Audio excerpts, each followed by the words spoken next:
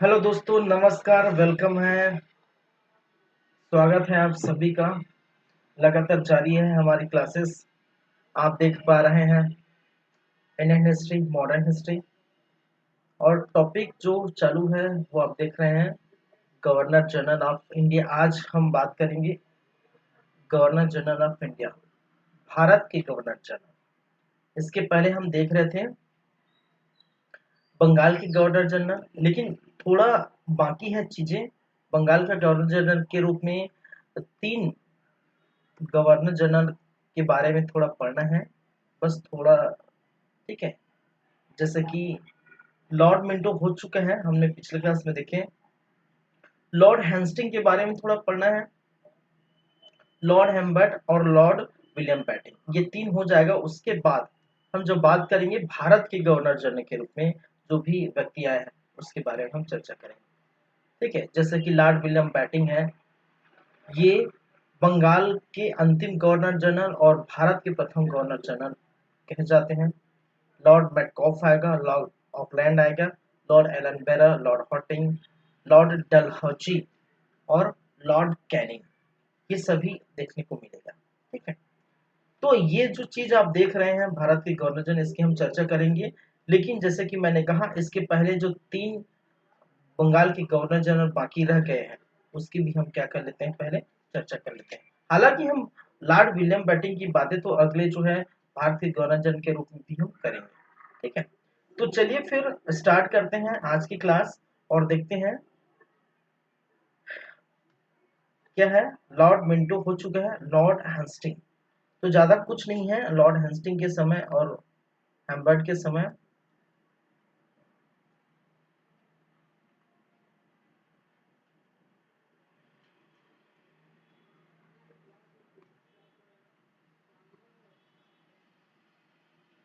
Lord Hasting Lord Hasting का जो समय है वो है 1813 से लेकर 1823।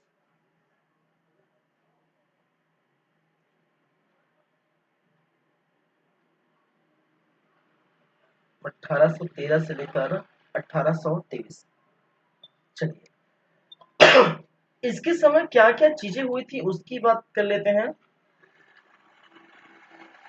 इसके समय कुछ कुछ घटनाएं, जैसे आंग्ल नेपाल युद्ध हुआ था। आंग्ल नेपाल युद्ध,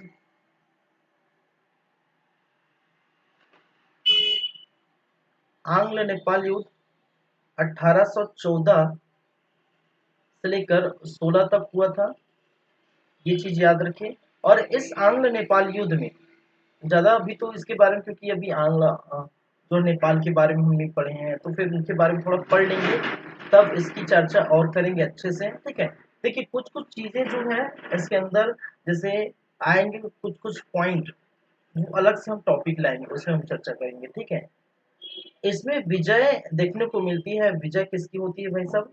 जाहिर सी बात है, अंग्रेजों की विजय होती है। और अंग्रेजों की विजय के उपरांत इन दोनों के बीच एक संधि होता है जिसको कहा जाता है संगोली की संधि। ये भी हम बात करेंगे बाद में। संगोली की संधि क्या है? 1816 में ये संगोली की संधि हुआ था। चलिए, नंबर दो। नंबर दो, इसी के समय लॉर्ड हेस्टिंग के समय तृतीय आंग्ल मराठा युद्ध हुआ था। इसी के समय क्या हुआ था भाई? तृतीय आंग्ल मराठा युद्ध। और तृतीय आंग्ल मराठा युद्ध 1816 से लेकर 19, 1816, 19, और मराठा का विलय हो गया था बाद में। मराठा का विलय देखने को मिला। ठीक है, ये तीन बातें। तीसरी बातें, इस समय पिंडारियों का दमन किया गया था। देखिए पिंडारी क्या थे? एक आक्रमणकारी जो है थे पिंडारी, और पिंडारी क्या करते थे, युद्धों के समय साथ देते थे पेशवाओं का। कहा जाता है कि पेशवाओं का साथ दिया करते थे युद्धों के समय। पेशवा कहने का मतलब मराठा, मराठा पेशवाओं का साथ दिया करते थे, और जिसके कारण से बाद में इनका दमन कर दिया गया, किसके द्वारा, अंग्रेजों द्वारा। ठीक है, तो ये चीजें आपको याद रखनी है।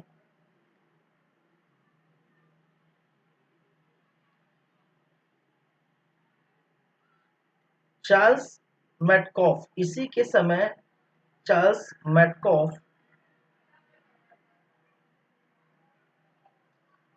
का राजपूतों से संधि, राजपूतों से इनका संधि हुआ था, ये भी आप याद रखिए। 1818।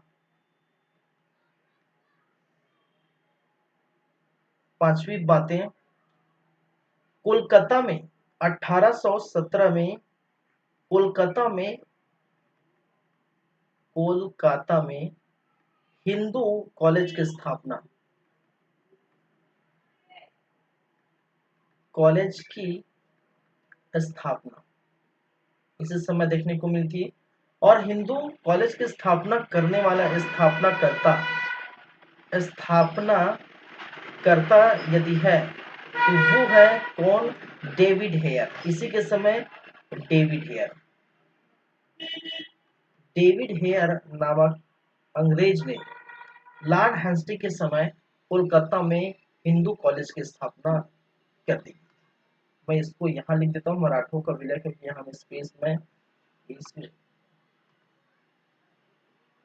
यहाँ से मराठा का विलय देखने को मिला था इसके बाद। चलिए नंबर 6 मैं यहाँ लिख देता हूँ, नंबर 6। देखिए ये रैयतवाड़ी क्या है वो हम बात करेंगे। रैयतवाड़ी बंदोबस्त, इसी के समय देखने को मिला बंदोबस्त, रैयतवाड़ी बंदोबस्त 1820। महालवाड़ी बंदोबस्त ये क्या है, रैयतवाड़ी अलग से हम बात करेंगे, ठीक है। महालवाड़ी बंदोबस्त इसी के समय, ठीक है। ये जितने हो, चाहे रैयतवाड़ी हो, चाहे महालवाड़ी हो, चाहे स्थायी बंदोबस्त, जितने भी है वो केवल केवल किसानों का और भारत का शोषण हुआ है, खासकर किसानों का। 1822 में हुआ, तो ये चीज हम देख लेंगे अच्छे से। 1822 में काश्तकारी अधिनियम, काश्तकारी अधिनियम ये इसी के अंतर्गत आएगा जब हम बात करेंगे रैयतवाड़ी और महालवाड़ी बंदोबस्त देखेंगे तो, ठीक है। चलिए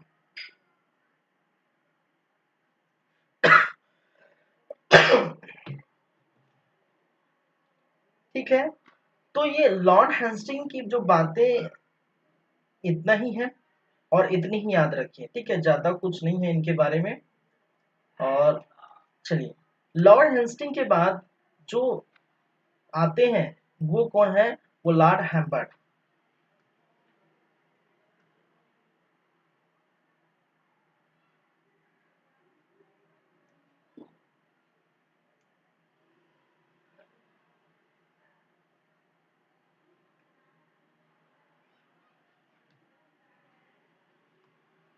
चलिए लॉर्ड हैम्बर्ट,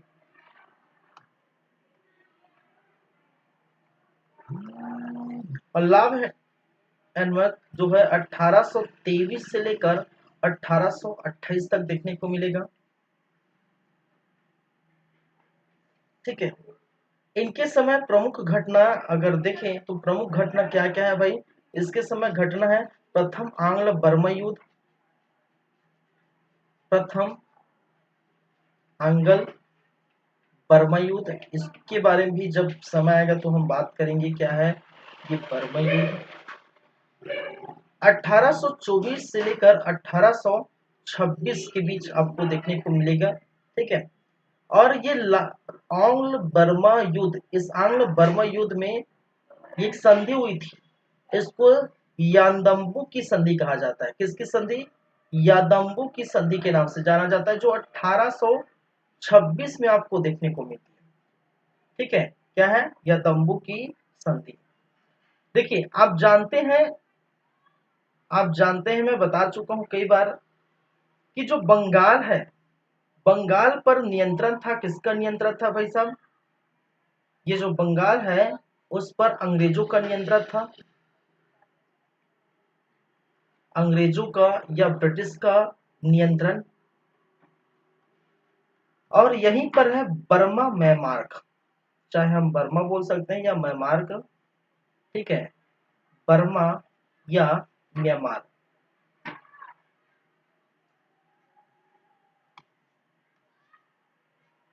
लिख देता हूं इसको, बर्मा या म्यांमार।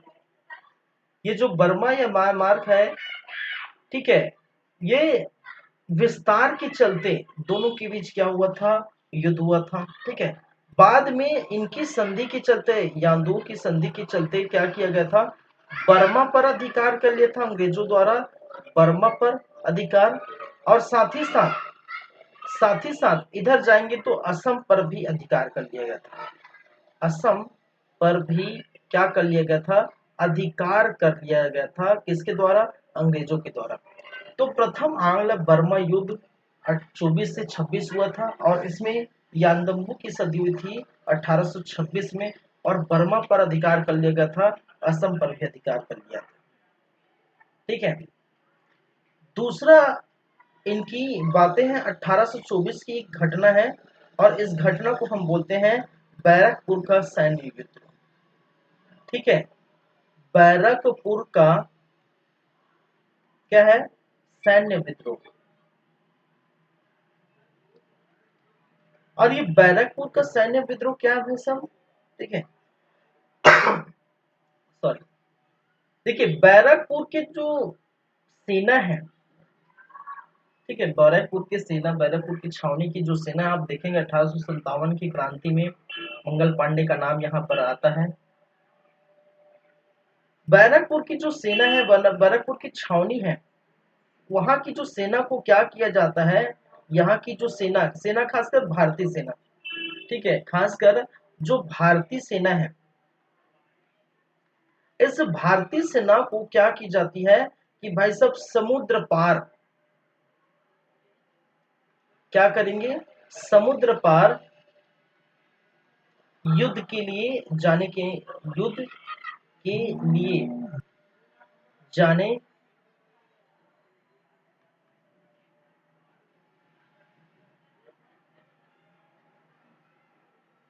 ठीक है, युद्ध के जाने के लिए जो है उनको आगे बढ़ाया, कहने का मतलब युद्ध के जाने के लिए उनको कहा।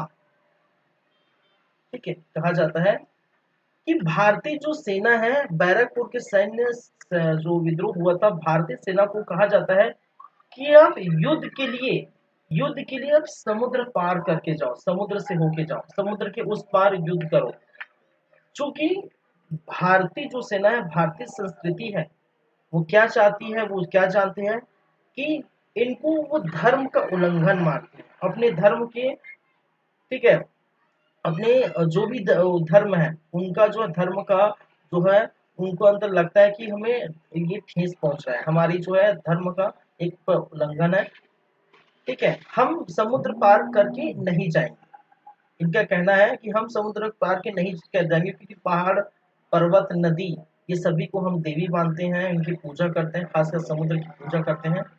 ठीक है, तो धार्मिक भावनाओं को ठेस पहुंचे, जिसके कारण से ये जो है यहाँ की सेना विद्रोह कर बैठे, और इसी को बैरकपुर का सैन्य विद्रोह कहा जाता है, जो लॉर्ड हेम्बर्ट के समय हुआ था।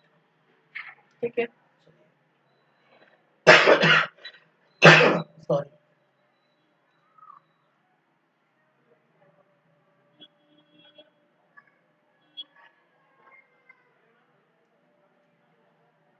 आगे बढ़े।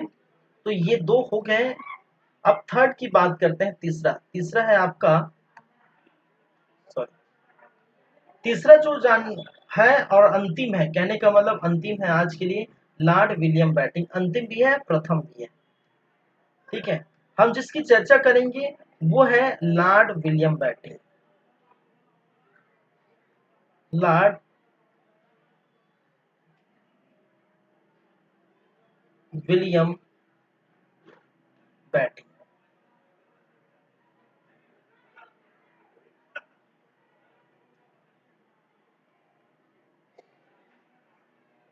लॉर्ड विलियम बैटिंग का जो समय है वो दो समय यहां पर मैं लिखूंगा।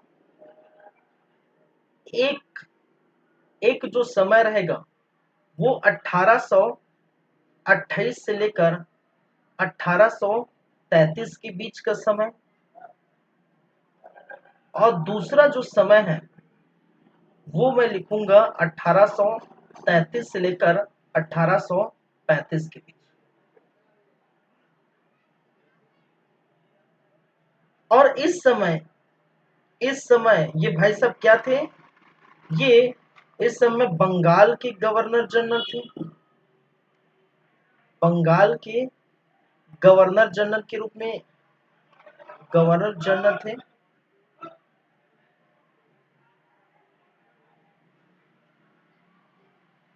और इस समय जिस समय मैं बात करूंगा उस समय भारत के गवर्नर जनरल, भारत के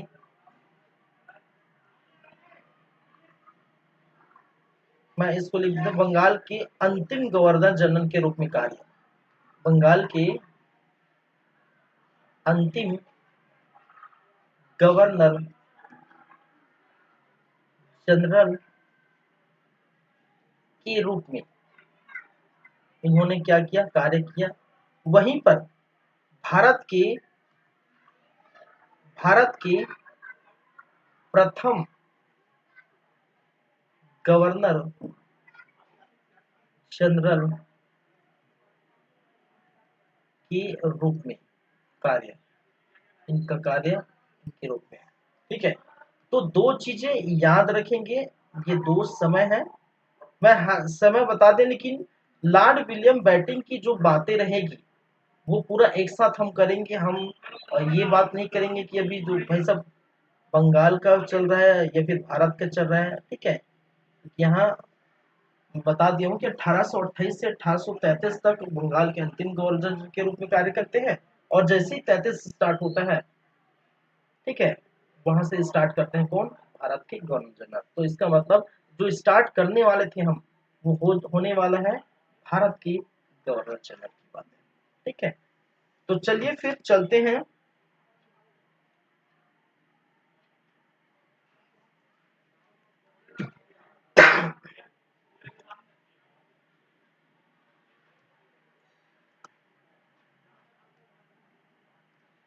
Lord William batting, Lord William batting, Lord William batting के समय क्या क्या बातें हुई है वो हम देख लेते हैं। लॉर्ड विलियम बेटिंग के समय प्रमुख बातें, एक तो एक तो सबसे फर्स्ट सती प्रथा पर रोक लगाई, ये याद रखिए, सती प्रथा पर रोक लगाई गई थी। ठीक है, ये लगाई गई थी 1829 में, इसी के समय सती प्रथा पर रोक लगाई थी। अब जानते हैं सती प्रथा बहुत जो है प्राचीन से चली आ रही है। ठीक है, पहली बातें। दूसरी बातें, कन्या हत्या पर प्रतिबंध, कन्या हत्या पर क्या किया गया था, प्रतिबंध। जो सामाजिक बुराई है, ठीक है, जो सामाजिक बुराई है उन पर बहुत सारी चीजों पर जो है लगाम लगाई गई थी, बहुत सारी चीजों पर रोका गया था, बहुत सारी चीजों की समाप्ति की गई थी। ठगी प्रथा पर अंत की गई थी। ठीक है, एक तो ठगी प्रथा का अंत किया गया था। साथ ही साथ कन्या हत्या पर रोक, ठगी प्रथा पर जो है अंत, शासकीय सेवाओं पर, सरकारी जो सेवाएं हैं, सरकारी सेवाओं में भेदभाव का अंत, भेदभाव का अंत। देखिए, जितने भी हम सामाजिक बुराई आप देखते हैं, ठीक है, समाज में जो स्थिति थी, वो बुराई आप देखते हैं, उसी को सब खत्म किया गया है। देखिए, मैं सभी चीज समझाऊंगा, कारण क्या है वो सभी चीज मैं बताऊंगा। ठीक है, ऐसे नहीं कि भाई साहब इन लोग एकदम से अब समाज में इतनी बुराई है तो फिर इसको खत्म कर देते हैं, ऐसा नहीं है। ठीक है, मैं इसको अच्छे से समझाने वाला हूँ।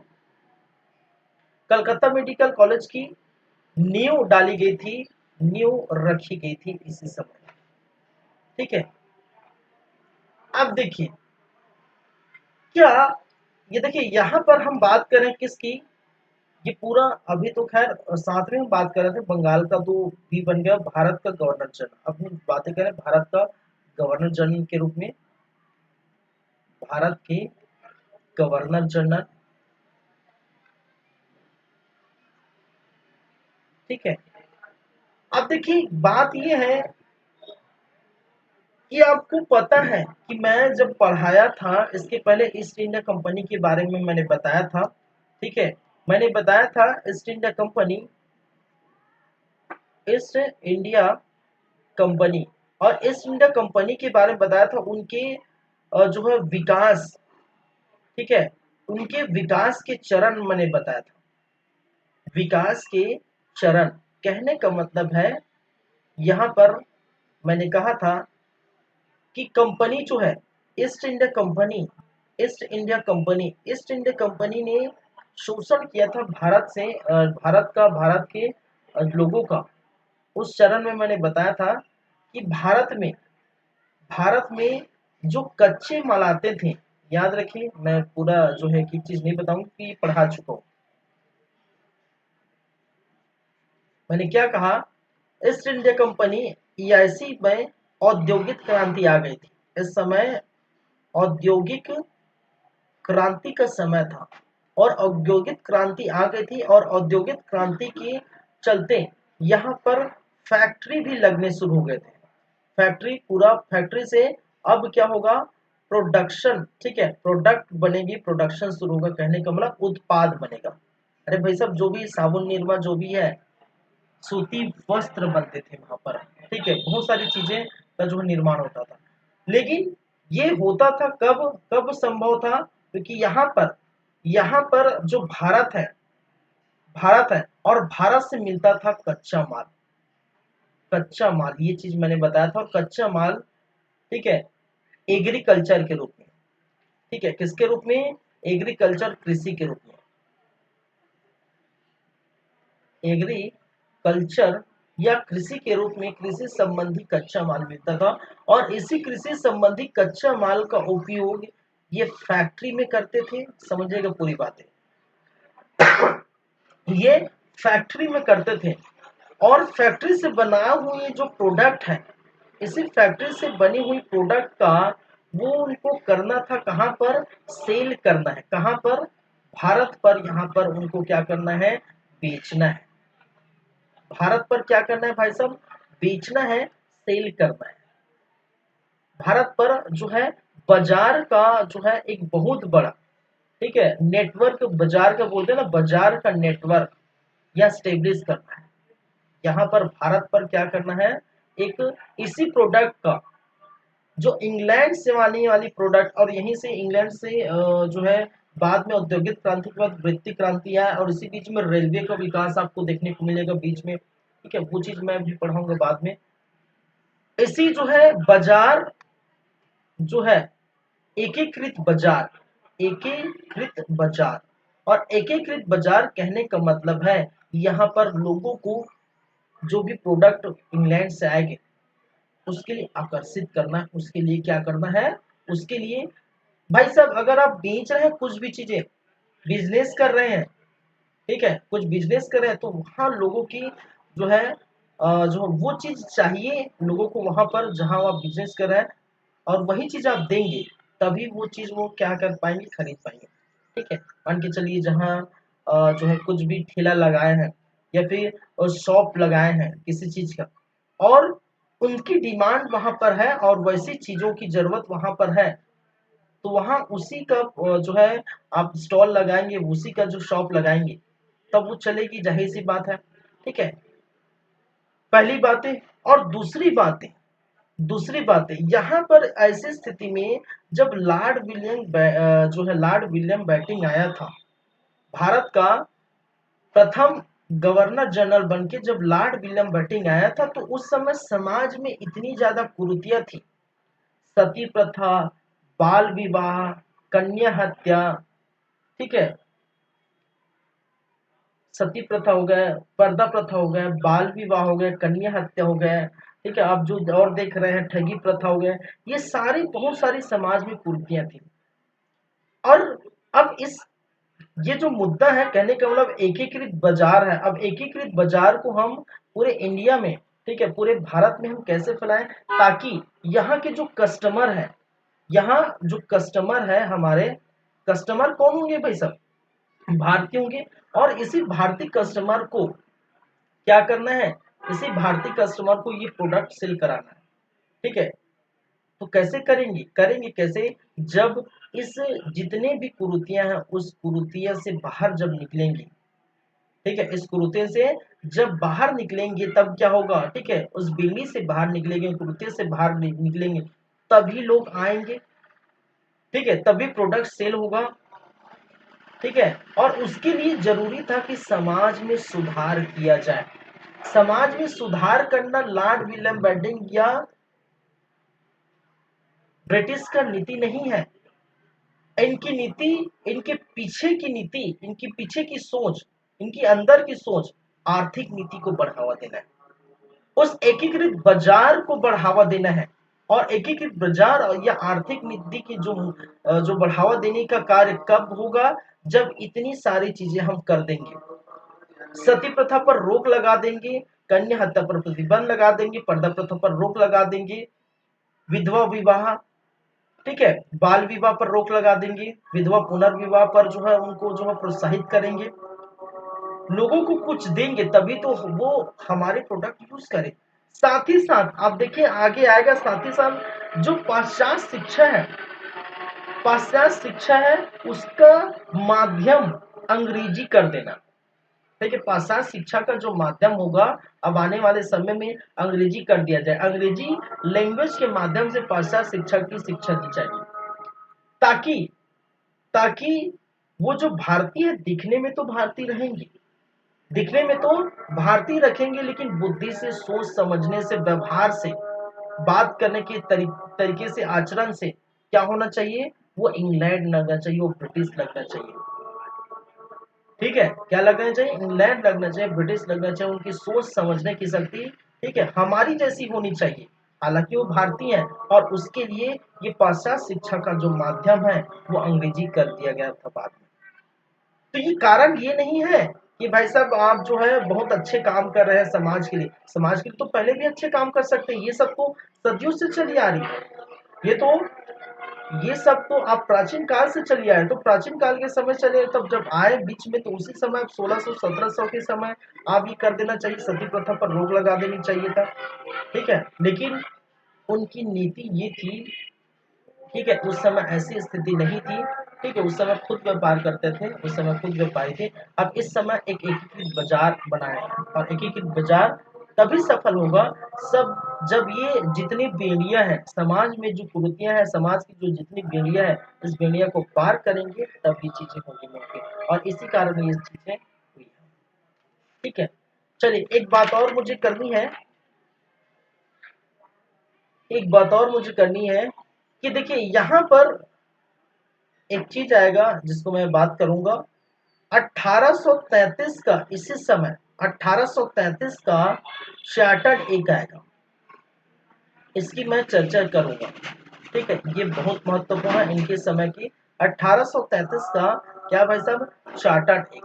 और इस 1833 की चार्टर्ड एक में ही बंगाल के गवर्नर जनरल का नाम, बंगाल के गवर्नर जनरल, गवर्नर जनरल का नाम क्या कर देता है, भारत की गवर्नर जनरल कर देता है, भारत का गवर्नर जनरल कर देता है, जनरल कर दिया गया।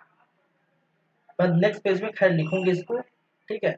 अभी क्या हो गया है, पहले हम पढ़ रहे थे, क्या पढ़ रहे थे, बंगाल के गवर्नर जनरल, अब हो गए क्या भाई साहब, अब हो गए आपका भारत का गवर्नर जनरल, जिसमें लॉर्ड विलियम बेंटिंक की पहली हम बातें कर रहे हैं, लॉर्ड मेटहॉफ करेंगे, ऑकलैंड करेंगे, एलन बेरर, ओडिंग डलहौजी कैनिंग।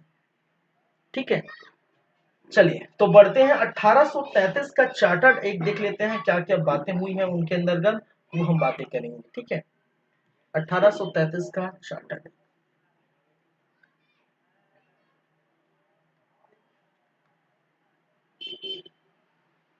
1833 का चार्टर्ड एक्ट।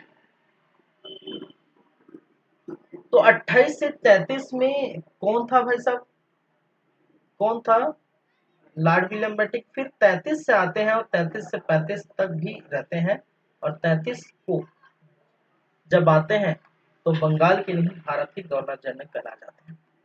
चलिए पहली बात जो लिखा उसको मैं लिख देता हूं।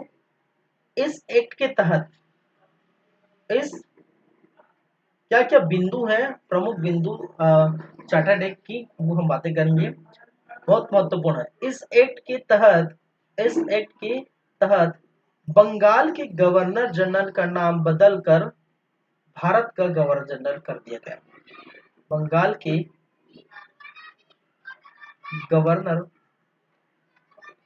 जनरल का नाम बदलकर भारत का गवर्नर जनरल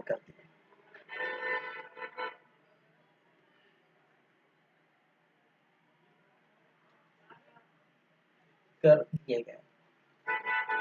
अब ये क्यों किया भाई, पहले हम पढ़ रहे थे स्टार्टिंग में बंगाल का गवर्नर पढ़ रहे थे।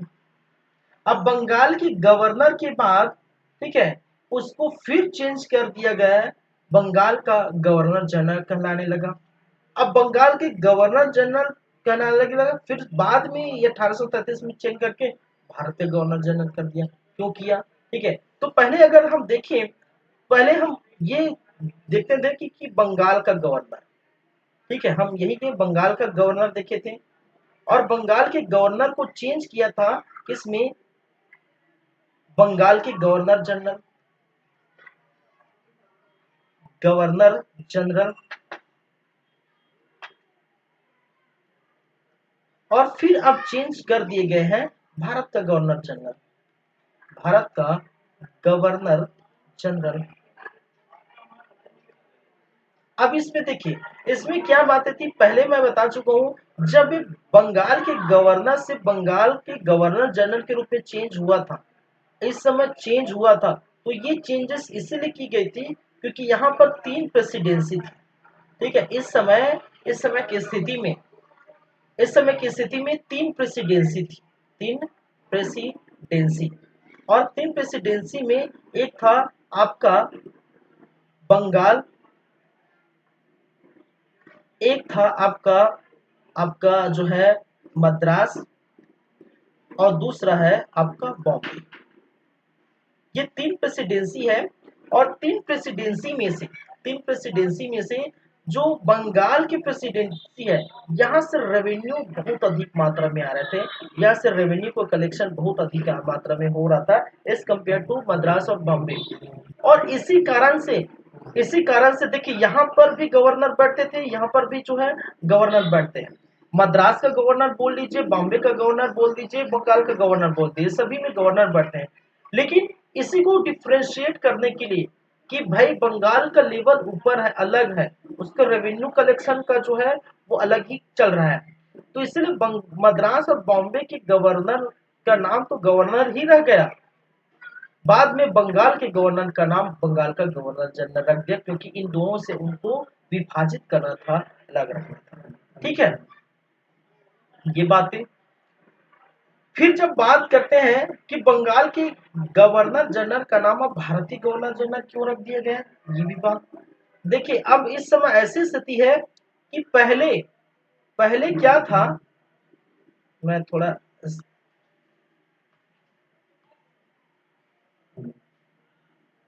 पहले क्या था कि कुछ जो बंगाल है, ठीक है, बंगाल है, यहाँ पर अंग्रेजों का शासन था, कहने का मतलब है अब ईस्ट इंडिया कंपनी का शासन था बंगाल पर बहुत पहले से। ये कब से था भाई, 1757 में जब प्लासी का युद्ध हुआ था, तो प्लासी के युद्ध के उपरांत आपको देखने को मिला था। फिर 1764 में बक्सर के युद्ध, और बक्सर के युद्ध के बाद जो है इलाहाबाद की संधि हुई। उसके बाद से आप देखने को मिला था पूरी तरह से बंगाल उनके नियंत्रण में हो गया था।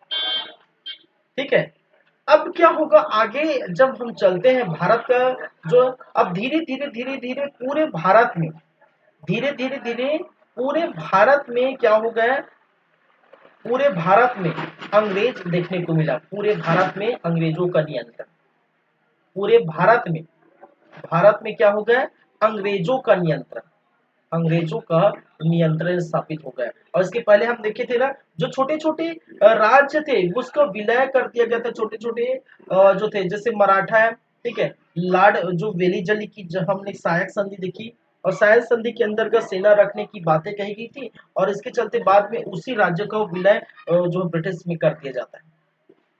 तो इसी कारण बंगाल के गवर्नर जनरल का नाम भारत के गवर्नर जनरल क्यों रखा, क्योंकि अब जो स्थिति है वो चेंज हो गई। पहले बंगाल ही अंग्रेज के नियंत्रण में था, अब पूरा भारत अंग्रेजों के नियंत्रण में हो गया। तो पहले वो बंगाल का अपने नियंत्रण में था तो बंगाल का गवर्नर जनरल कहलाता था, अब पूरा भारत उनके नियंत्रण में हो गया था, पूरे भारत का गवर्नर जनरल कहलाने लगा। और वो किस एक्ट के हिसाब से हुआ था भाई, 1833 का चार्टर्ड एक्ट की तरह देखने को मिला था। ठीक है, चलिए याद रखिए पूरे भारत में तो था, लेकिन एक चीजें यहाँ पर देखने को मिला है, कहा गया है कि सिंध और जो पंजाब के क्षेत्र को छोड़कर पूरे भारत में, सिंध सिंध एवं पंजाब के क्षेत्र छोड़कर, पंजाब को छोड़कर, ठीक है, छोड़कर पूरे भारत में नियंत्रण हो गया था। तो ये चीजें याद रखिए, सिंध और पंजाब का क्षेत्र, ठीक है, और इसी कारण इसको, हाँ, और ये चीज याद रखिए, जो लॉर्ड विलियम बेंटिंक जिसकी मैं बात कर रहा हूँ वो भाई साहब यही के थे। ये जो मद्रास है, इसी मद्रास का गवर्नर था पहले, ठीक है, इसी मद्रास का गवर्नर बैटिंग था। लॉर्ड विलियम बैटिंग जब भारत के गवर्नर जनरल बनने से पहले, बंगाल के गवर्नर जनरल बनने से पहले, ठीक है, वो किसका था भाई साहब, वो मद्रास के ही गवर्नर था। बाद में उनको बंगाल की तरफ ले गए, बाद में भारत के गवर्नर जनरल बने। ये चीजें आपको याद रखनी। चलिए, तो 1833 के चार्टर्ड एक्ट की पहली बात है कि इस चार्टर्ड एक्ट के तहत बंगाल के गवर्नर जनरल को क्या बनाया गया है, भारत का गवर्नर जनरल बनाया गया है। ये पहली बात है। चलिए दूसरी बात, यहां पर दूसरी बात यह है कि कंपनी के जो अधिकार है, शासन क्षेत्र है, जो शासन क्षेत्र है उसको 20 वर्ष आगे बढ़ा दिए गए। ठीक है, अब क्या कर, कंपनी के कंपनी के शासन को, कंपनी के शासन को 20 वर्ष बढ़ा दिए गए, 20 वर्ष बढ़ा दिया गया। ठीक है, अब 20 वर्ष बढ़ा दिया गया, इसका मतलब क्या है, पहले 1813 का चार्टर्ड एक आया था, हम पढ़े थे, और 1813 की चार्टर्ड एक में भी कहा गया था कि कंपनी के 20 वर्ष बढ़ा दी गए हैं। और उसके बाद मैंने कहा था कि 13 के बाद 20 जो होगा, 13 प्लस 20 जोड़ेंगे तो वो आएगा 33, और 33 प्लस 20 जोड़ेंगे तो वो आएगा 53। तो फिर 1853 का चार्टर्ड एक भी आना जो है बाकी है। ठीक है, 20 वर्ष बढ़ गया, मतलब 20 वर्ष का खेला चल रहा है भाई, 2020 खेल रहे हैं, 2020 उस दौर में खेला करते थे, सोचिए आप तो अभी देख रहे हैं। ठीक है, तो 2020 खेल रहे हैं, तो फिर नया चार्टर एक आएगा 1853 में। ठीक है, चलिए, तो कंपनी के शासन को 20 वर्ष बढ़ा दिया, पहली बात है। दूसरे और सबसे महत्वपूर्ण बात है, कंपनी के व्यापारिक एकाधिकार को पूरी तरह से समाप्त कर दिया गया है। अब मैं बोलूं तो बोलेंगे सर आप चौक, अब तो हमें झटका दे रहे हैं, क्यों, क्योंकि ये पहले तो आपने पहले भी की थी। कहां पर, 1813 में। मैंने क्या कहा, कंपनी के कंपनी के एकाधिकार को, कंपनी के व्यापारिक एकाधिकार को, व्यापारिक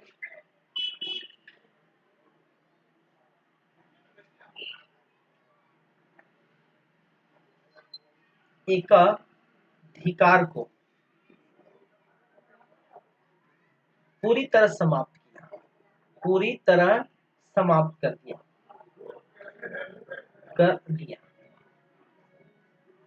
अब देखिए, मैंने जो कही थी बात आपको रिपीटेड लग रहा होगा। क्यों क्यों क्यों लगेगा भाई? क्योंकि मैंने 1813 का चार्टर्ड एक बताया था।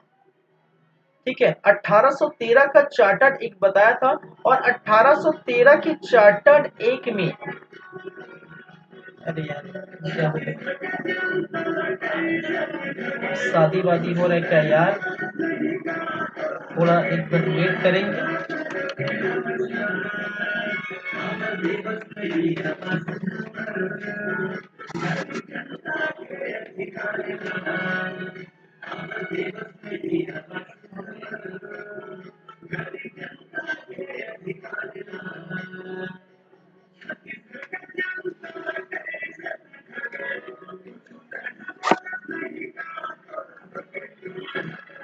चलो, मुझे क्लास यहीं पर रोकना पड़ेगा, ठीक है? क्यों? क्योंकि अभी जो यहाँ से जो है, मुझे ध्यान नहीं था, सामने जो है क्या है, नेताओं का आगमन है, बड़े-बड़े नेताओं का रायपुर में, और उसी के चलते यहाँ पर कुछ कार्यक्रम रखे गए हैं, और जिस कारण से जो है शोर-शराबा होगा। तो फिर इसको मैं यहीं पर रखता हूँ, ठीक है? और हम बात करेंगे उसके बाद आगे की। तो चलिए फिर, दिक्कत होगा, जो मैं बोल नहीं पाऊँगा, बोलूँगा तो सुनाई नहीं देगा ठीक से। तो ये चीज़ें मैं कल कंटिन्यू करूँगा, क्या-क्या बातें हैं, ठीक है? ठीक है, चलिए।